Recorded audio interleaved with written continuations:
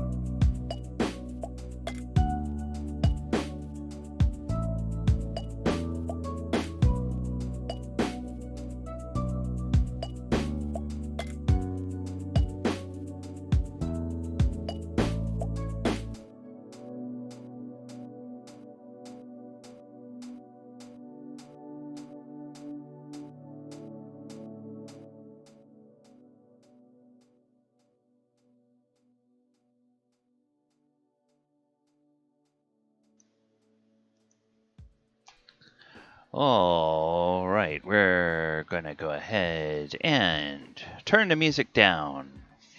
And we're going to start the show right now. Welcome everybody to Monster Monday for Monday, September 20th, 2021.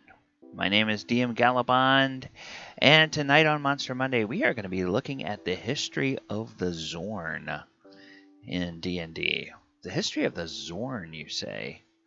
What is a Xorn? Well, we're going to answer that question, and we're going to tell you a little bit about how you would maybe deal with it if you're a player and a Xorn pops up in your way, your DM throws one at you, or if you are behind the screen, how and when and where you might use a Xorn in your campaign, and some of the interesting things that the Xorn brings to the table as a monster for your D&D campaign.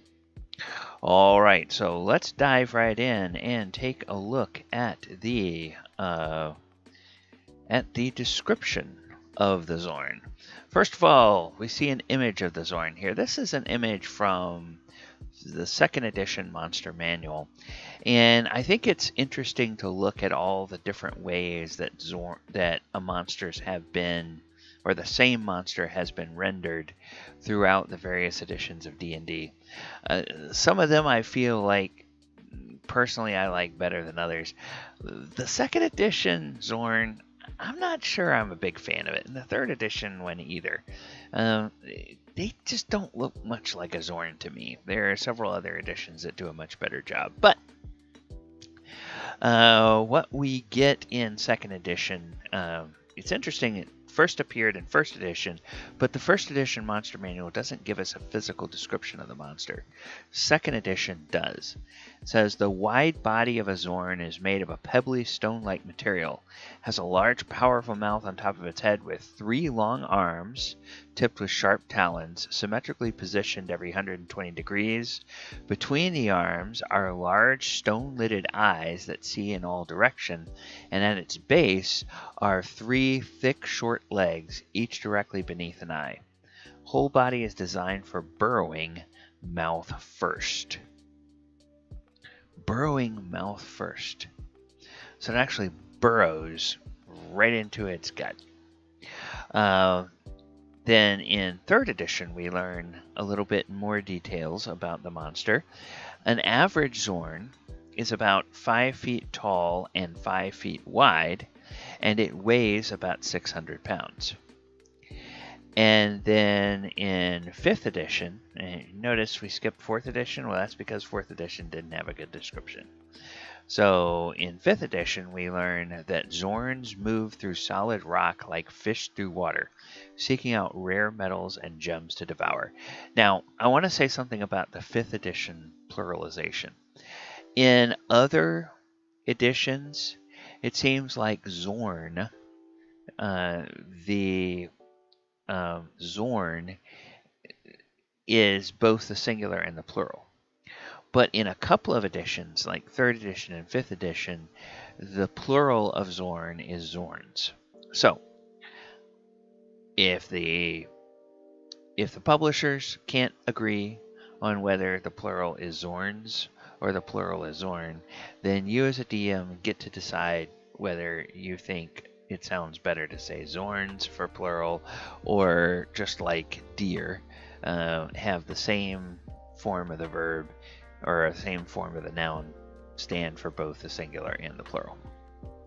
But that's up to you. All right, now here is a picture of the Xorn from 5th edition, and I like this image of the Xorn much better because it kind of gives the whole idea that it's a short, squat, wide, stony critter that, you know, is very toughly armored and blends in well with the rocks.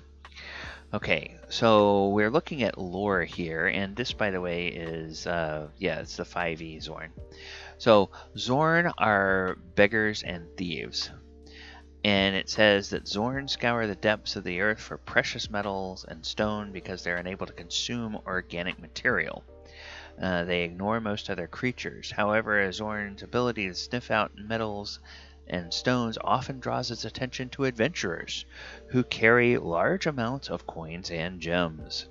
Because a Xorn isn't evil, it pleads or bargains in the hope of convincing owners to give up their treasure, offering up information as learned from its travels in exchange. A Xorn whose requests are ignored might resort to threats and bullying, and if the Xorn is actually starving or angered, it may resort to force. So it's a terrifying creature, but it's sentient and intelligent, and it really just wants nourishment from your valuables. It doesn't want to steal your valuables because it's going to try to sell them and make money. It wants to steal your valuables because it's hungry and it needs to eat them. All right. Then in 4th edition, we learn Xorn are creatures from the elemental chaos that feed on metal and minerals. Their appetite for rare gemstones makes them open to bargaining. However, they've been known to engage in diplomacy while using that time to set up ambushes. So beware. Where you see one Xorn, there may be others that you don't yet see. And we're going to learn how easy it is for Xorn to not be seen if they don't want to. If you encounter them in subterranean environments where they usually are encountered. In 3rd edition, we learn that a Xorn can glide through stone, dirt, or almost any sort of earth except metal as easily as a fish swims through water. Its burrowing leaves behind no tunnel or hole, nor does it create any ripple or other signs of its presence. That is because of the way in one of the editions it describes the way its molecular structure is changed so that it can simply glide through the very bedrock of the earth. So that's, like I said, that's one of the reasons that it can remain completely undetected if it doesn't want to be seen when it's underground. Alright, now this is a picture of the Xorn from 4th edition. And in 5th edition, the creature type for the Xorn is elemental. So elementals are creatures native to the elemental planes. Some creatures are little more than animate masses of their respective elements. Kind of like the Xorn. It's kind of made of stone, and its skin is made of stone, and it feeds on metal. So yeah, it's just kind of like an animated stone. Others have biological forms infused with elemental energy. Races of genies form the most important civilizations on the elemental planes. And other elemental creatures include Azers, invisible stalkers, water weirds. Interesting. Azers for fire, invisible stalkers for air, water weirds for water, and guess what? Xorns for earth. Alright, so now we are going to go and we are going to take a look at the mechanical features of the Xorn. And we are going to do that by going over to the source books that come from the various editions of D&D and just a look at how the monster has changed over time. Now, this is the first place I ever encountered the Xorn, way back in 1st edition in the Monster Manual. And you see how this thing just looks kind of like a fat, squat, short little bullet that is made of stone, has 3 eyes, 3 arms, 3 legs, and 1 big huge mouth on top of its head. Now, here we see that the armor class is -2, and that's because back in the day, the lower the armor class, the better. And you could have negative armor class, which meant it was really hard to hit you. 7+7 hit dice, 4 attacks, and it has the arm attacks, which are 1d3 for each arm attacking it. And then the bite was really powerful, 6d4. So it could bite you for up to 24 hit points. Meanwhile, if it scored the best possible hit on each of its 3 arm attacks, that would only be 9 points of damage. And then a potential 24 when it chomps down on you with that huge maw. So it is of average intelligence, neutral alignment, 5 feet tall. And they normally are found on the elemental plane of Earth. On rare occasions, they come to the material plane for a time, either because they get lost, or they just sort of wander in, or they are summoned to this plane and then somehow break free from the wizard or the other person that summoned them, and they kind of wander around, and a lot of times they will then start looking for a way back home. So the jaws are powerful, and the creature blends with stone in color and conformation as a physical capability, so it's very likely to surprise any other creature. And it is likely to demand metals such as copper, silver, and gold to snack upon. If a passing creature refuses, the Xorn is 90% likely to try to take the metal by force, for it can smell such metal at 20 feet distance. So they can't be harmed by fire or cold-based spells. Electrical attacks do either half damage or no damage, depending on the save. And a Move Earth spell will fling them back 30 feet and stun them for a round. A Stone to Flesh or Rock to Mud spell will lower their armor class to 8 for 1 melee round. And a Pass Wall spell delivers 11 to 20 hit points of damage. If combat is going against a Xorn, it will stop fighting, adjust its molecular structure, and pass through the nearest stone, usually the floor, to escape. So it just absorbs itself right into the floor and is gone. And probably you cannot chase it if you're a normal adventurer. Now, the trick is, if it is in the middle of doing this, and it's in that state of changing its form to be able to go through the floor, and if a caster hits it with a phase door spell while it's in that state, it is killed. So that is a weakness that it has. Now, of course, some of those spells have been renamed, and some don't exist, and we'll see whether or not those same features are consistent throughout the entire range of editions of D&D. Now, also in first edition, there were a couple of other monsters that were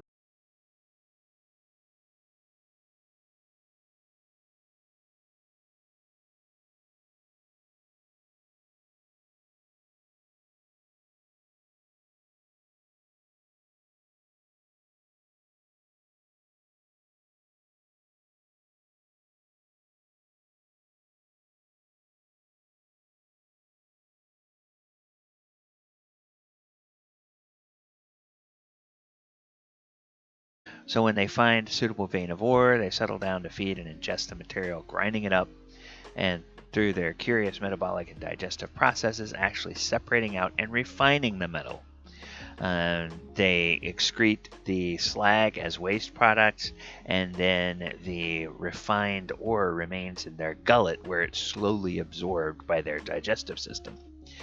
So they prefer eating an already refined metal to an unrefined one, because it is easier for it to digest in that case. And that means that it's very likely to attack people who walk by with highly refined metals, like, oh, hey, armor and swords and treasure and all that other kind of good stuff. So, Khargra will leap from the wall or floor of a cavern or subterranean passage like a fish leaping from water, flying as far as 10 feet. And they'll fasten themselves, their clawed arms, onto large metallic objects, and then they start eating them. So when they've emerged into the air from their normal rock, they must crawl, pulling themselves along with their arms. And they'll fight back if they are assaulted, annoyed at having their meal disturbed. When they attack with a metal weapon, the Khargra will bite the end off and swallow on any roll of 16 or better. They fight non-metallic opponents by delivering a powerful bite. Their attack will merely be incidental to their main objective of eating a metal. Alright, so Khargra have been known to bite right through large flesh creatures in order to reach a concentration of metal beyond, and each arm hits as if a creature of 12 hit dice. Fortunately, they are rarely seen on the prime material plane and can be appeased by the immediate surrender of all metallic items. Okay, so that is a variation or kind of a riff on the idea of the Xorn. Then there's another riff on the Xorn that's even a closer relative, and this is called the Xaren. Now, the Xaren are relatives of the Xorn. They exist on elemental plane of Earth, but they like to travel to the prime material plane to feed. And their favorite metals are iron, copper, silver, gold, and electrum in that order. So magic metal gives them 1 hit point permanently for every plus on an eaten item. So they could eat your magic sword and they could actually get tougher. And of course you'd be down your magic sword. Items that are not enchanted neither help nor harm the Xaren unless they are aligned to harm neutral creatures. And so +1 to +5 for eating a shield is limited to that hit point total that can never exceed 45. And so they crave magic metal and will be eager to obtain it. Xaren will blend with rock-like surroundings and are very easy to surprise in such a setting. Snack on metal, even in ore form. They can smell metal at 20 feet and magic metal at 40 feet. They do not eat very much, of 5 to 8 pounds of metal to satiate a Xaren for 1 to 4 days. They have telepathy, so they can communicate telepathically, plus having their own bizarre language. And they're not harmed by fire and cold, and lightning deals half or no damage. Same kind of resistances and susceptibilities as the Xorn in terms of spells. They can move through the elemental plane of Earth at will and can move through solid rock at 90 feet per round. And it takes the Xaren a full round to adjust its molecules. And Xaren who are on the prime material plane are usually found near treasure or ore of some kind. They hoard treasure for emergencies and need it only if no other metal is at hand. And then it gives the types of treasure you're usually able to find. And other than the hit dice being different, the armor class being a little bit different, and the attacks, the number of the damage for its bite attack being different, it's very, very close, and it's also a little bit of a different size than the Xorn is. So that's the Xorn and its equivalents, if you will, from first edition. Well, now let's take a look at 2nd edition. And here we have both the Xorn and the Xaren. We don't have the Khargra appearing in 2nd edition for whatever, or we do have the Khargra in another source. I take that back. All right, so the Xorn is subterranean, very rare. It's a -2 armor class, 7+7 hit dice, 5 feet tall. The Xaren is 4 feet tall and has an armor class of 1, and it slightly lower hit dice, and it's slightly harder for a Xaren to hit you than for a Xorn to hit you. So they don't attack flesh creatures. Xorn and Xaren don't attack flesh creatures except to defend themselves or their property, since they cannot digest flesh. And Xorn have no excessive love or hate for creatures from the prime material plane. Sole exception is to anyone carrying a significant amount of precious metals or minerals, which it can smell up to 20 feet away. And that causes, when it does smell these, it causes the peaceful Xorn to become aggressive. And that's because when it's on the prime material plane, that sustenance is harder to find than on its native plane. and they expect to be given a reasonable portion in exchange for peaceful passage, or else they are 90% likely to attack in order to get food. So against a single component, they bend the two legs nearest the opponent deeply, angling their bodies towards the enemy, and they can focus all 4 attacks on the same opponent. But if they're surrounded, they'll strike out with their arms in all directions, and then they use its bite to attack one of its enemies. Alright, so it blends in, it's immune to fire and cold, both magical and normal. Electricals half or no damage. Edged weapons cause only half damage, although blunt and piercing weapons do full damage. Move Earth spell flings a Xorn back 30 feet. It's stunned for a round. And then let's see. On their native plane, Xorn are as peaceful as prime material plane herbivores. While they're intelligent, their society is limited to small clans of mineral gatherers. These clans wander from place to place, leaving behind open pockets where they've eaten out a vein of mineral. On the prime material plane, they always seek wide regions of stone underground. And what humans consider treasure, they consider food. And then the ecology, they are visitors that serve no ecological function. Empty pockets of the stone are quickly inhabited by various creatures of the plane. So Dao, which are the genies of the elemental plane of Earth, have been known to hunt them for sport. And it's also likely that a Xorn may be serving a Dao as a slave. The Xaren are almost identical to Xorn, except being a little smaller, and their hides are shinier, almost metallic. And they crave magical metal as food.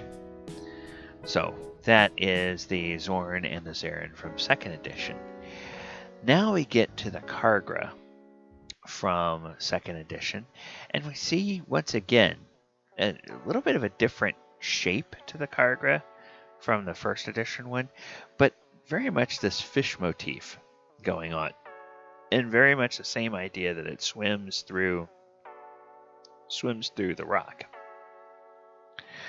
So they come from the elemental plane of Earth, and they eat ore and metal, usually only found on the prime material plane if they've been attracted by a particularly large or pure source of some metal. And the creatures are 3.5 foot long cylinders with fins. And their bodies are covered with closely spaced metallic scales of iron, naturally alloyed with traces of other metals, such as platinum for toughness. They stay in rock as much as possible, but can leap up to 10 feet from the wall of a passage or chamber like a flying fish. And they defend themselves if they're attacked by biting at an attacker's metal weapon first. And again, they can bite off the end of the weapon on a roll of 16 or better. And while they are springing, while they are moving from air back into Earth, it takes a full round to adjust their molecular structure, and during that time, the Xaren or the Khargra can be killed instantly by the phase door, just like we saw with the Xorn in 1st edition. So they live in herds led by a single dominant creature, not believed to be territorial, freely roaming around the elemental plane of Earth, and no one has yet discovered how they reproduce. Okay, it's always kind of weird when they talk about the mating and life cycle habits of monsters in D&D. It's like, really? Okay, passage of Khargra through rock can only be detected where they have stopped to eat the local ore. So they leave behind small piles of slag, which is basically their dung. If a dead Khargra is dissected, nuggets of up to 50 pounds of purified metal of the type the creature has eaten most recently can be found. Usually iron or other common metal or any alloy, but occasionally they will be silver, gold, or platinum. And their fins have been used by expert dwarven smiths in the construction of fine magical weapons. They hold their edge longer than common metals, and body scales can be used in the construction of scale armor. So, now, are you getting some ideas here about where and how you might use these monsters? They might be, if you have a kind of like safari campaign where your players are sent out to hunt monsters for various components that are needed by alchemists or wizards or sorcerers or other researchers, then you might be sent out to hunt some of these monsters at some point.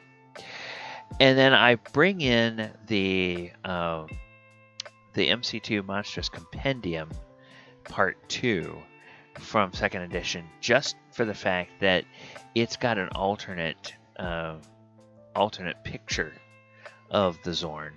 Nothing else is any different, and it reminds me a lot more of the 1st edition picture of the Xorn.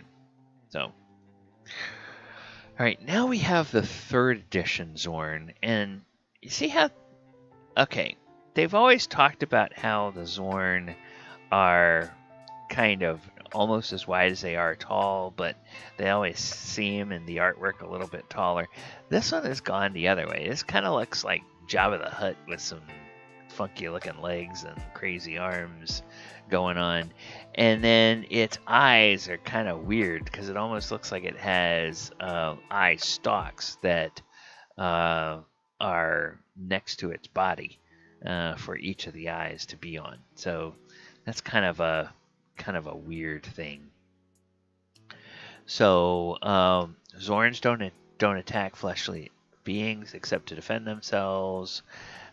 Pretty much all of the same things. Because of the way their eyes are placed, they can see all around them, and they have a +4 bonus to spot and search checks, and they cannot be flanked because they can see all the way around them. And the Earth Glide, talking about that, how it doesn't leave any tunnel behind when it goes to the Earth. But what's really weird, and I'm very curious why they laid the book out this way, because I guess what it is these would be on facing pages, so that's why it works in the hardback book. You have 3 different kinds of Xorn in 3rd edition. And as far as I could tell in 3rd edition, they did not revive the Xaren or the Khargra. So you have the Minor Xorn, which is the small version. And it is a challenge rating of 3. Then you have the Average Xorn, which is the medium-sized version, and that has a challenge rating of 6. And then you have the Elder Xorn, which is the largest of the bunch, and it has a challenge rating of 8. So the armor class gets a little bit better, the attack bonus gets a little bit better for each one, the damage it does gets a little bit better for each one, yada yada yada. Alright, and that is the extent of the Xorn in 3rd edition. Now in 4th edition, we get 2 different kinds of Xorn, and they were not, curiously, they were not part of the original 4th edition Monster Manual. It wasn't until the Monster Manual 2 came out that they showed up in 4th edition. Maybe that's because so many people complained that they left the Xorn out of 4th edition that they decided, oh, well, we better create it and put it in another supplement.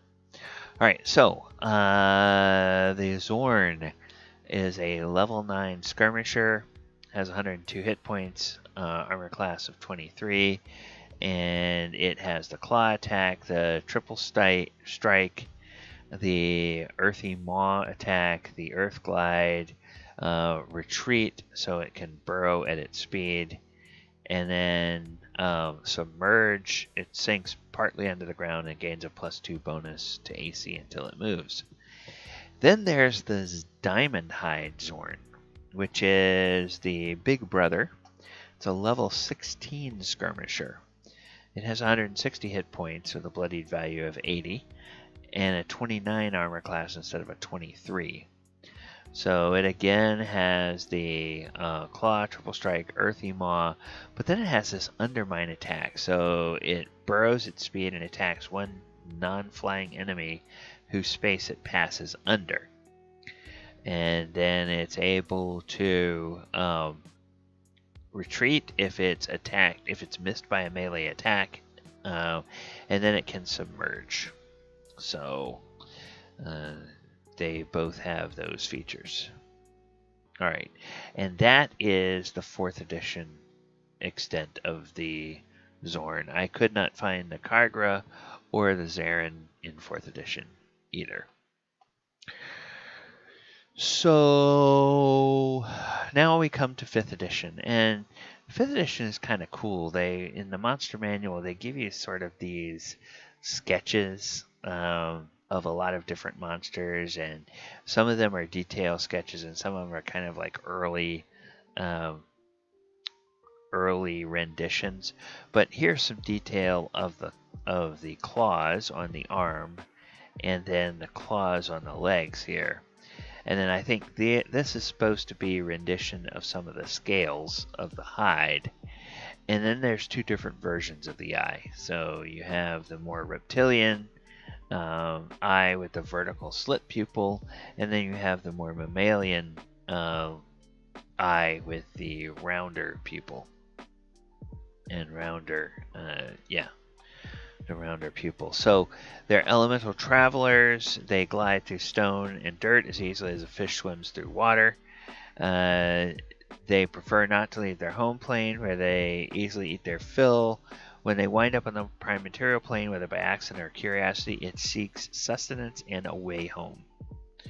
So once again, that's a little bit of lore that your players might be able to figure out if they get a good roll on something like a survival check or a nature check or something like that. And that might help them figure out if they run into a Xorn and it starts demanding food.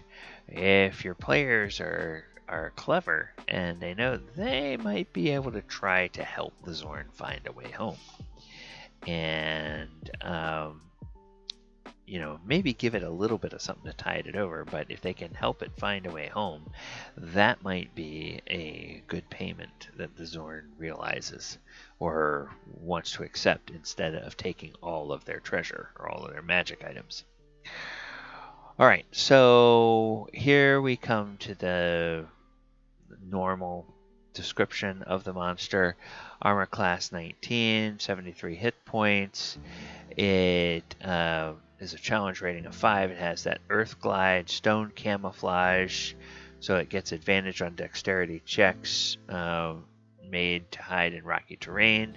Has a treasure sense, and it can pinpoint by scent treasure up to 60 feet away. You remember in earlier editions, it could only sense treasure at 20 feet. Not so fast.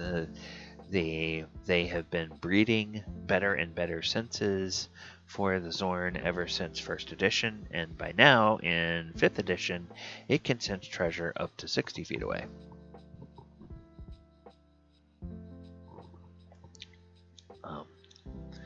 Alright, so attacks with its 3 claw attacks and 1 bite. The claws are +6 and deal 1d6 + 3 damage. The bite is +6 and deals 3d6 + 3 damage. Alright.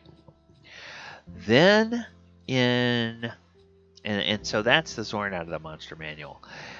Then in the Waterdeep Dungeon of the Mad Mage adventure, we run into a big Xorn. So the big Xorn is basically a Xorn that has been trapped in Hallister Blackstaff's sinister dungeon underwater deep in Undermountain, and has been enlarged. So it's now a large creature instead of a medium creature, and it's got a CR of 8 instead of a CR of 5. And it But basically, other than that, and making it a little bit easier to hit and dealing a little bit more damage with each attack, it's almost identical in all other respects to a normal Xorn. And then we have the Khargra, and the Khargra really has kind of been nerfed. It's got an armor class of 20, so it's tougher to hit, but it only has 11 hit points. And it is a CR 1/8. So, I mean, the Khargra is something designed to be deployed against first level parties. So it's kind of a strange thing to see how they have changed this monster from earlier editions into 5th edition. It has the Iron Scent. It can scent location of ferrous metal within 30 feet. It has the Bite attack, which is not very powerful, 1d3 plus 4. It can attach itself to an armor or shield, and at the start of each of its turns, it rolls a d20, and on a 10 or higher, the armor or shield takes a permanent and cumulative -1 penalty to the AC it offers. So armor reduced to an AC of 10 or shield that drops to +0 bonus is destroyed. And then it has this earth phasing. It can fly through non-magical stone and earth. It doesn't disturb the material it moves through and can end its movement within earth or stone. But if it remains within earth or stone when this ability ends, it takes 4d6 force damage and immediately moves to the nearest unoccupied space. And then it has a feature called Opportunistic Hunger. When a creature that Khargra can see within 5 feet hits it with a metal weapon, Khargra can make a bite attack against that creature. Alright, so those are the official versions of the Xorn and its associated creatures. So let's talk a little bit about using the Xorn, encountering Xorn, and then using them in campaigns, fighting against them, and then a couple of different scenarios or options where you can deploy them, and we'll wrap up with how you can reskin them.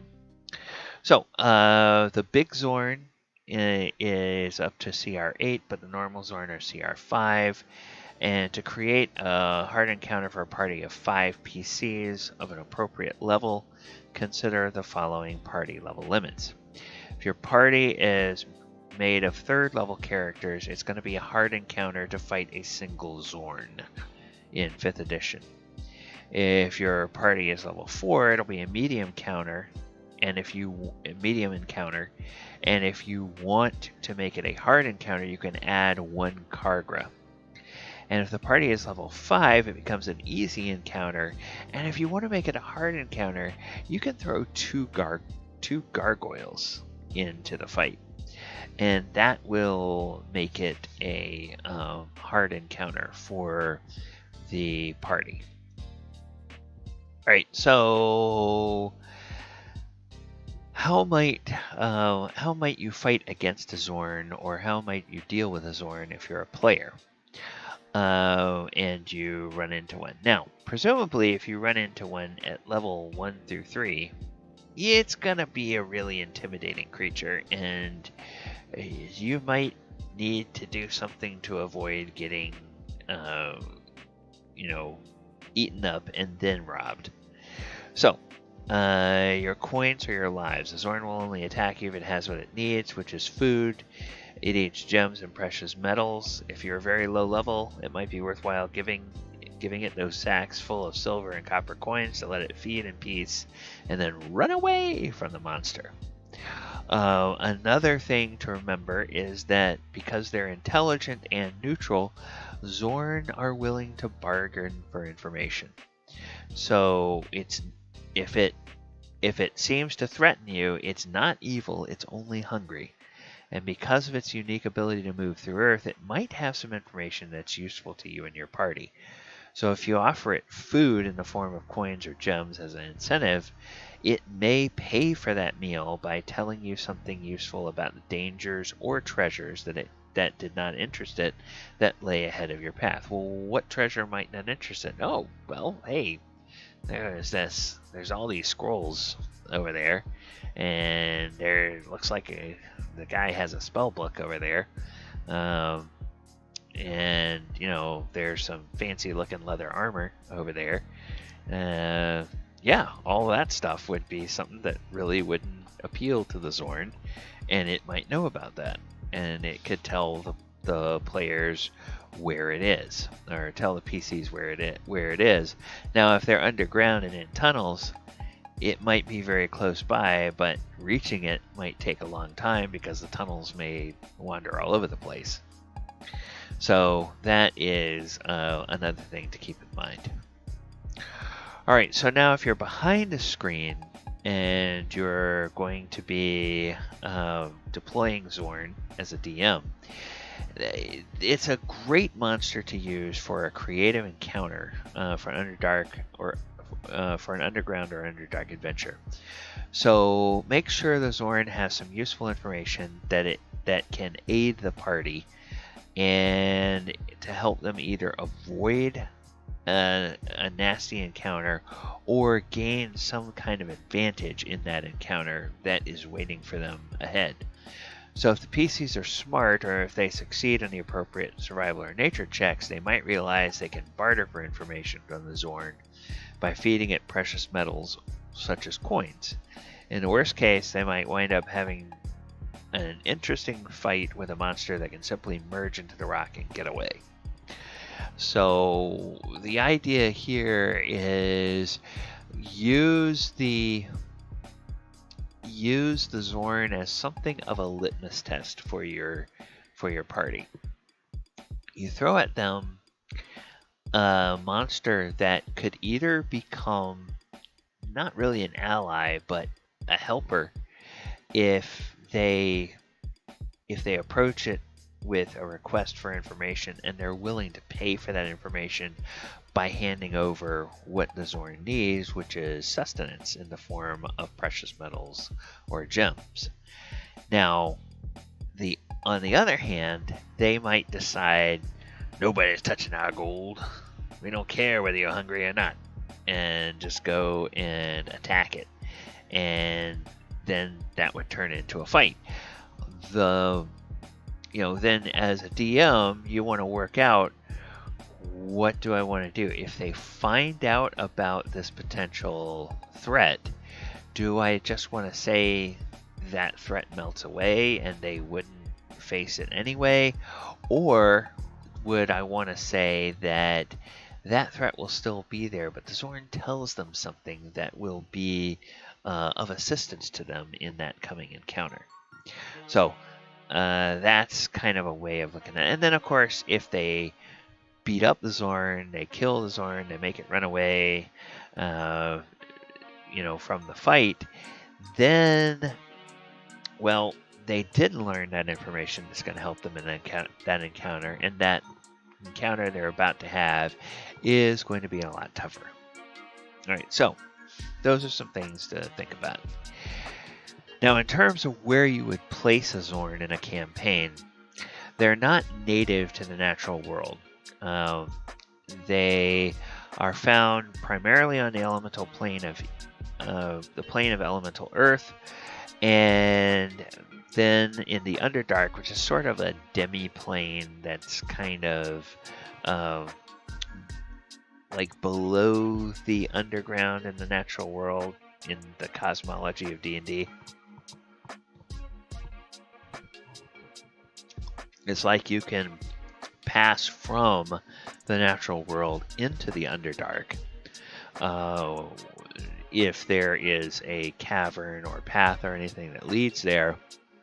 But if you look on the cosmology scales in D&D and cosmology maps, they really are considered separate planes of existence. So the Xorn only come to the natural world by accident, curiosity, or through being brought against their will. And most of them that are in the natural world are searching for food and a way back home. So a clever party that knows something about the nature of elemental creatures might be able to learn through conversation or clues that they are close to an area where the barrier between the elemental planes and the natural world is weak. So how did this Xorn get here?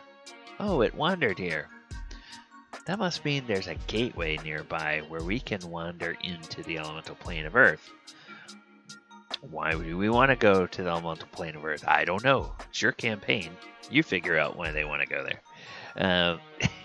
So that that's a possibility. Or if they realize that the Xorn had been summoned here, and maybe they know more about the local area, they might realize, oh, hey, Xorn, you're not far away from a portal. Yeah, I know you're hungry. And we can spare you a little bit of change to sort of tide you over. But we're going to give you something more important than a meal right now. We're going to tell you how to get back home, and then you can just eat all you want when you get back there, and you can gorge on all the metals of the elemental plane of Earth. So that's another option that you can think about. Okay, and last but not least, we come to the part of the show where we talk about reskinning the monster. So the Xorn are, really curious and super adapted to their environment. And that leads me to think about several other different variations of the monster. So imagine something kind of like a Xorn that instead of coming from the elemental plane of Earth, it comes from the Feywild. Why would we think about something coming from the Feywild? Well, because tomorrow the new source book drops, which is all about adventuring in the Feywild. And actually, that book is where we're going to get our monster from next week. I don't know what that monster is going to be yet, but I've already pre-ordered it. Midnight, I'll have it. And I'm going to talk about a little bit of a special stream that's going to happen this week, where we're going to take a look at the new source book. And probably in that stream, I will pick out which monster I'm going to be doing for Monster Monday next week. So come and join me. We'll talk about that a little bit later. So imagine this sort of reskinned Xorn that comes from the Feywild, and it roams primeval forests in the natural world, and maybe it eats leather. So that means when it comes up, it wants to devour the rogue's armor or the priest's saddlebags. So it might have, as a special ability, it might be able to just move through trees in the same way that the Xorn can move through stone. And so that way it could just sort of like merge into a tree and then kind of go up the tree, and then where the branch of one tree and the leaves of one tree touch another tree, you can just sort of make its way through the forest that way and get away from people that are harassing it. Or maybe there's a reskinned Xorn that is from the elemental plane of water. So that one might roam the seas when it's in the natural world, and it may feed on cloth or linen. So that might mean that perhaps it would come aboard a sailing ship, and it might begin devouring the ropes and the sails if it gets hungry. And it's possible that that particular variant could turn itself into a liquid for short periods of time, and in that way be able to avoid enemies and make an escape, in the same way that the Xorn can just do that earth glide and sink right into the stone and get away from its enemies. All right, and those are only two options. So you probably have a bunch of other options that you could think of, but feel free to use any of those as a reskin variant. And let me see. I'm going to go over and check our. Okay. Hey, Drats. Thanks for joining us tonight. All right. Looking over here at the chat, I don't see any questions. So I think what I'm going to do is I'm going to go into the wrap up, talk a little bit about our special stream that's coming up later this week, and then we'll look back and see if there are any other questions. All right, so I have been DM Gallibond. This has been Monster Monday. I normally stream 4 times a week. My other 3 streams are actual play shows. On Sunday afternoon at 2 p.m. Eastern Time, we do the Walker of Waterdeep, and that is our 5th edition Planeswalking game. Then on Thursday evenings at 8 p.m. Eastern Time, we have a 5th edition Sword Coast Chronicles game, which is a homebrew game that tells a story by weaving a plot from the existing content of 5e published adventures. So we basically, our story takes us from, we've been through part of Tyranny of Dragons, and then we've been through part of Rage of Demons and part of Princes of the Apocalypse and even Curse of Strahd, and now we are in part of the plot of Storm King's Thunder. But we're all telling one story, one unified story with the same characters as they kind of glide from one storyline to another. So that's kind of a fun game. Come and join us Thursday nights at 8 p.m. Then Saturday night, we do a throwback game. It's a 2nd edition Saturday night Greyhawk game. And right now we're working through the original Temple of Elemental Evil adventure, which is a classic. And players seem to be having quite a bit of fun with that. Now, occasionally I will also do special streams, and one of those special streams is coming up tomorrow night. And I am tentatively calling that stream Diving into Witchlight, because the source book that is published tomorrow is called The Wild Beyond the Witchlight. And we will be doing, for Monster Monday, we will be doing a monster from The Wild Beyond the Witchlight. And that will be, we'll find one, hopefully find one that is new to 5th edition, but has a heritage in older editions of D&D, so we can go back and look and see how it has evolved through the ages. A lot of the monsters that have appeared on Monster Monday are ones that weren't originally in the Monster Manual for 5th edition, but made their first appearance in 5e in one of the published campaigns. And then as you begin to look back, you realize, oh yeah, these have a long history through the previous editions of D&D. All right, so let's go and check on the QA. Okay, I don't see any additional questions right now. So, I am going to go ahead and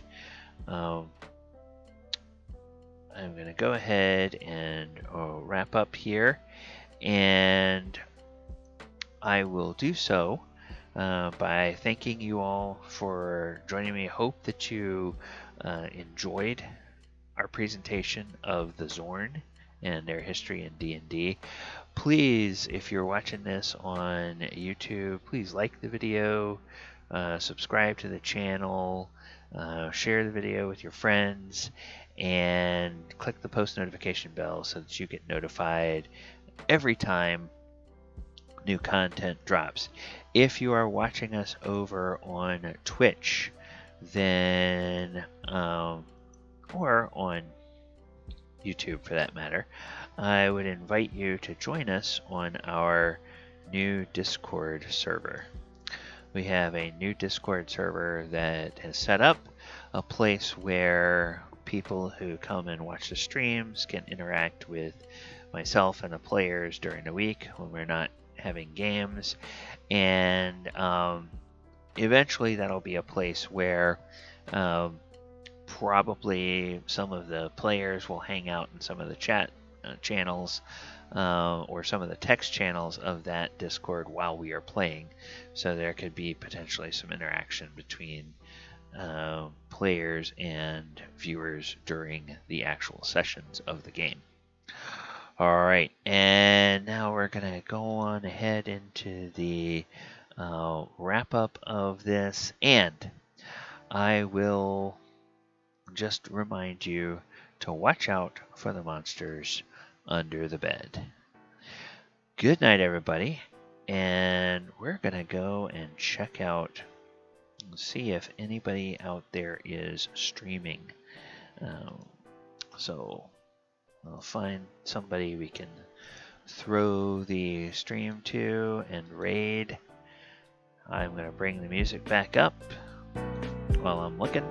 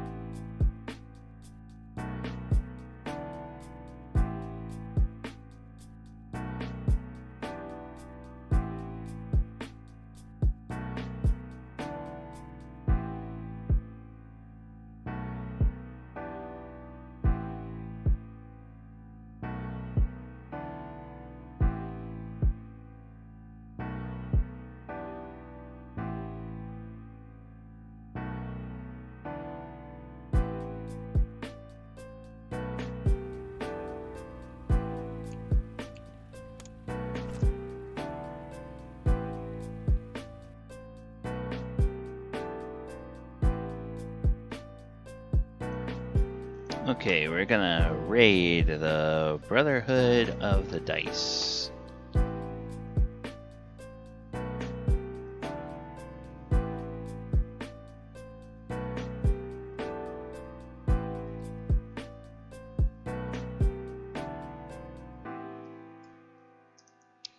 Alright, everybody. Have a great week, and we hope we will see you next time on Monster Monday, and come out and join us for some of our other streams. Good night, everyone.